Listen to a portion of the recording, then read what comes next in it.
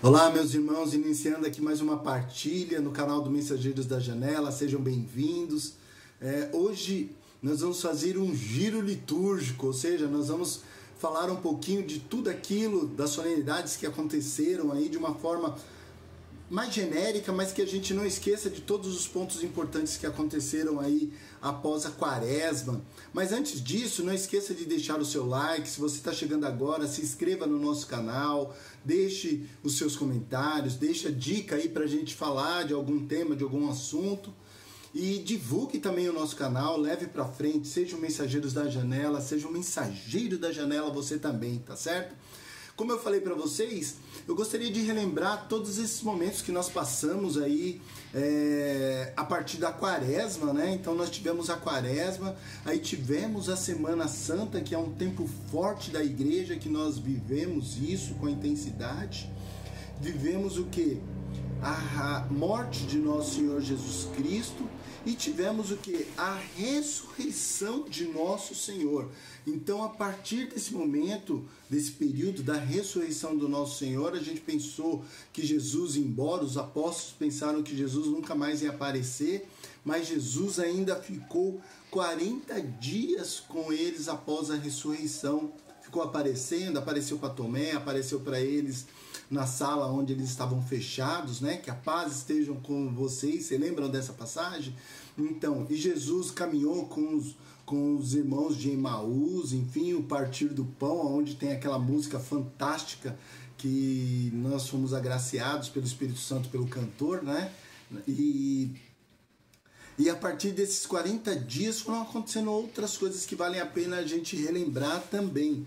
Aí nós tivemos o quê? Lá no dia 12, no domingo, nós tivemos a ascensão do nosso Senhor Jesus Cristo. Depois que ele ficou esses 40 dias, ele foi aos céus e falou que ia voltar para cada um de nós. Lembra aquela cena, muito me lembra quando a gente fala da ascensão, os apóstolos olhando para Jesus, né?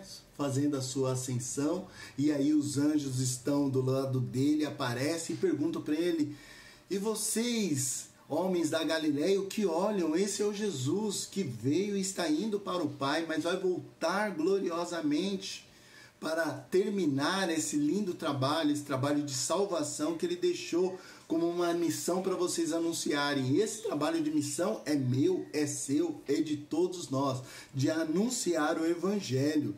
Depois disso, o que ele havia anunciado? Eu não posso ir ao Pai, né, e deixar vocês sozinhos. E aí nós tivemos o quê? A solenidade de Pentecostes no dia 19, também um domingo, onde nós celebramos a descida do Espírito Santo sobre Maria, sobre os apóstolos, aonde todos começam a falar em línguas, aonde a gente aprende esse dom de línguas, aonde nos edificamos, aonde o povo reza, aonde os inimigos, quando eu falo os inimigos, né, são os anjos caídos, não conseguem entender isso, e muitas vezes a gente também não sabe rezar, e através das línguas a gente consegue que Deus entenda realmente por meio do Espírito Santo o que a gente precisa, o que eu preciso, o que você precisa. E além disso, não é só, ele ainda nos deixa os dons, né, da sabedoria, da temperança, do temor a Deus, enfim, porque nós somos o corpo de Cristo. Então ele deu para cada um de nós um dom diferenciado. Consegue ver isso, meu irmão?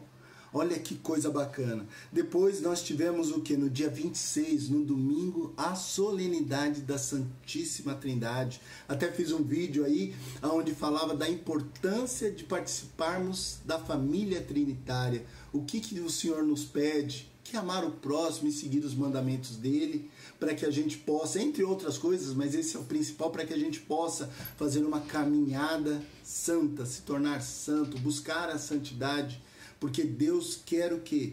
Quer que nós sejamos uma única família, e através de Jesus que veio aqui na terra, ele nos colocou como co-herdeiros. Você imagina isso? Você co-herdeiro de Jesus, tendo participação no céu, o Senhor dando o que é de Jesus para nós participarmos também. É fantástico. Olha só que caminhada que a gente está fazendo, iniciando lá na quaresma. Depois nós tivemos o que? Depois da Santíssima Trindade, nós tivemos o Santíssimo Sacramento, corpo e sangue de Jesus.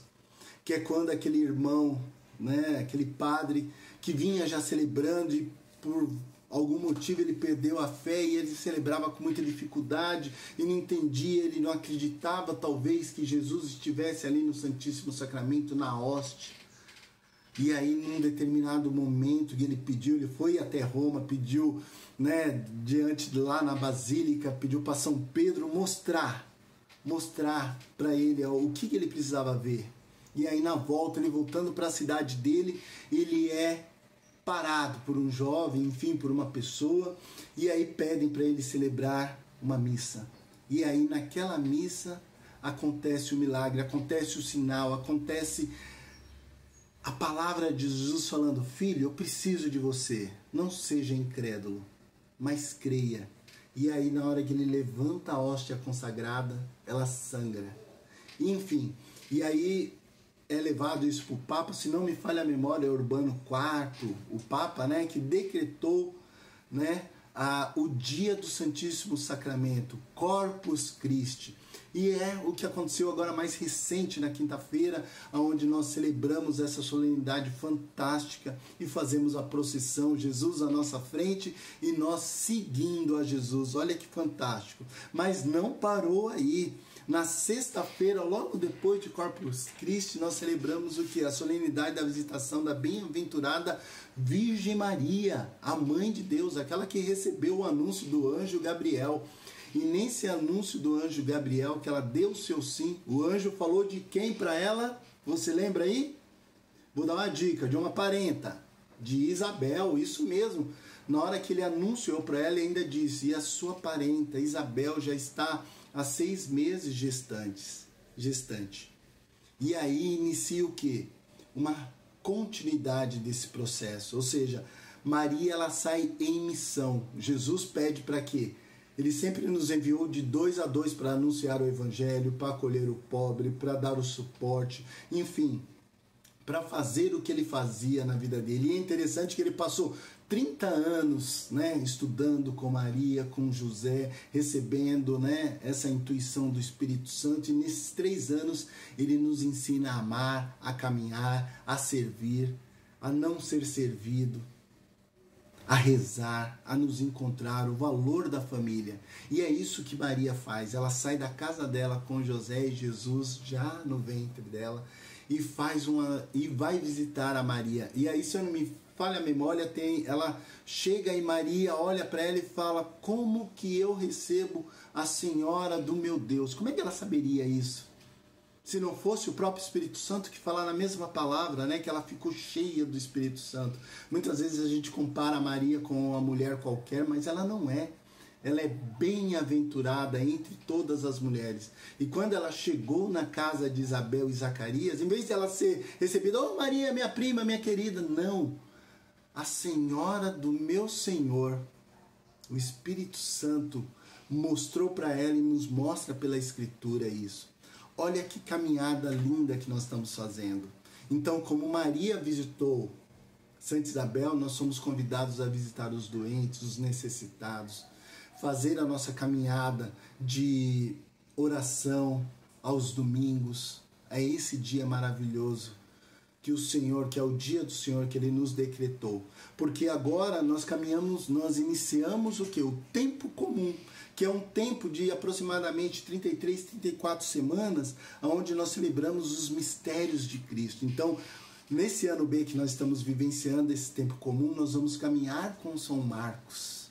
Vamos caminhar com ele entendendo os mistérios. Então é importante que a gente veja as entrelinhas, o pano de fundo. Mais para frente eu vou fazer um vídeo falando disso, como é que a gente começa a identificar os sinais de Jesus, o que ele quer nos dizer além da palavra. Esse é o pano de fundo.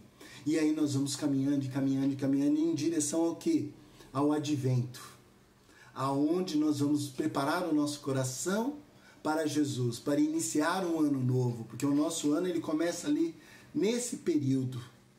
Então que a gente possa caminhar nesse tempo comum, olhar para a epifania de Nosso Senhor, olhar para o advento, vendo que sempre tem algo a ser feito, sempre há algo a ser descoberto, sempre há alguém a ser servido. Então eu desejo para você nesse domingo que Deus te abençoe, te guarde, te proteja, que nesse giro litúrgico que a gente vê um Jesus em movimento. Ele nos convida a estar em movimento, nos convida a levarmos o Evangelho e nos convida a sermos santos. Que Deus te abençoe, te guarde, te proteja e até o nosso próximo vídeo. Um grande abraço!